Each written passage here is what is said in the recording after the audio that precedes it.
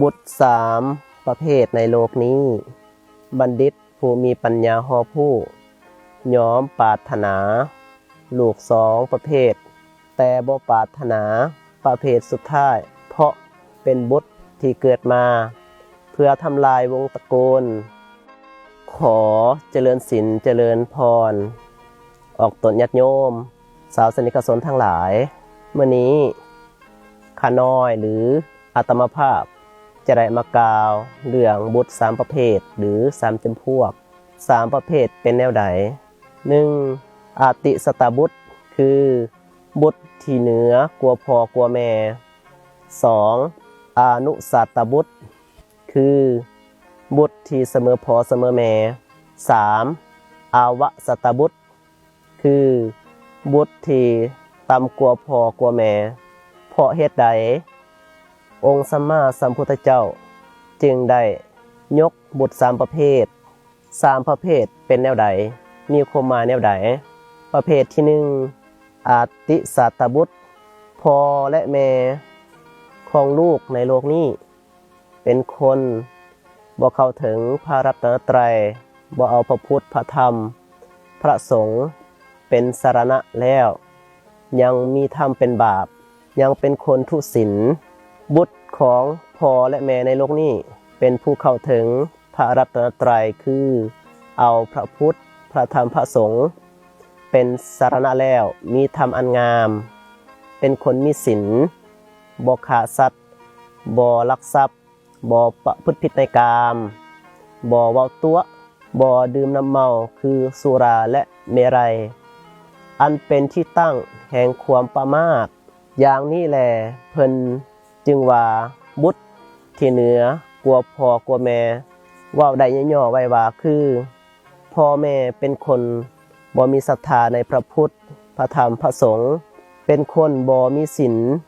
ส่วนผู้เป็นลูกเป็นผู้เข้าถึงพระรัตนตรัยคือพระพุทธพระธรรมพระสงฆ์เป็นสรณะมีธรรมอันงามเป็นคนมีศีลอย่างนี้แลเพิ่นจึงเอิ้นว่าบุตรที่เหนือกว่าพ่อกว่าแม่บุตรประเภทที่2คืออานุสัตตบุตร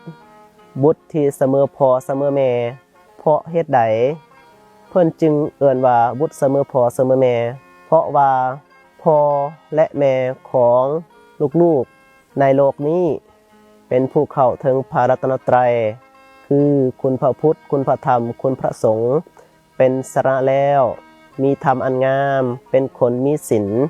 ส่วนผู้เป็นบุตรของพ่อแม่ในโลกนี้เป็นผู้เข้าถึงพระรัตนตรัยเช่นเดียวกันเป็นคนมีศีลมีธรรมอันงามเช่นเดียวกันเพราะเหตุนี้เพิ่นจึงเอิ้นว่าบุตรเสมอพ่อเสมอแม่ประเภทที่3หรือข้อสุดท้ายอาวสัตตบุตรคือบุตรที่ต่ำกว่าพ่อกว่าแม่เพราะเหตุใดนักปราชญ์นักบัณฑิตเพิ่นจึงเอิ้นว่าบุตรที่ต่ำกว่าพ่อกว่าแม่สังเกตได้ง่ายๆหรือว่าง่ายๆว่าพ่อแม่เป็นคนมีศีลส่วนลูกเป็นคนบ่มีศีลบัณฑิตทั้งหลายในโลกนี้จะบ่ปรารถนาบุตรประเภทที่3คืออาวสัตตบุตรเพราะว่าบุตรประเภทที่3นี้เป็นบุตรที่จะทำลายวงตระกูลเฮ็ดให้วงตระกูลเสื่อมเสียเป็นคนบ่มีศีลเป็นคนบ่เข้าถึงพระรัตนตรัยนักปราชญ์นักบัณฑิตจะปรารถนาคือบุตรประเภทที่1กับประเภทที่2ดังที่ข้าน้อยหรืออาตมาได้ยกเบื้องต้นเป็นภาษาปาลีไว้ว่าอาติสตบุตรอานุสตบุตรพ่อแม่ในโลกนี้จะปรารถนาบุตร2ประเภทนี้ส่วนบุตรประเภทที่3พ่อแม่จะบ่ปรารถนาเลยเพราะฉะนั้นแล้วญาติโยมทั้งหลายถ้าว่ามีลูกแล้วหรือมีหลานผู้เป็นพ่อแม่ควรเลือกเอาว่าจะเอาบุตรประเภทใด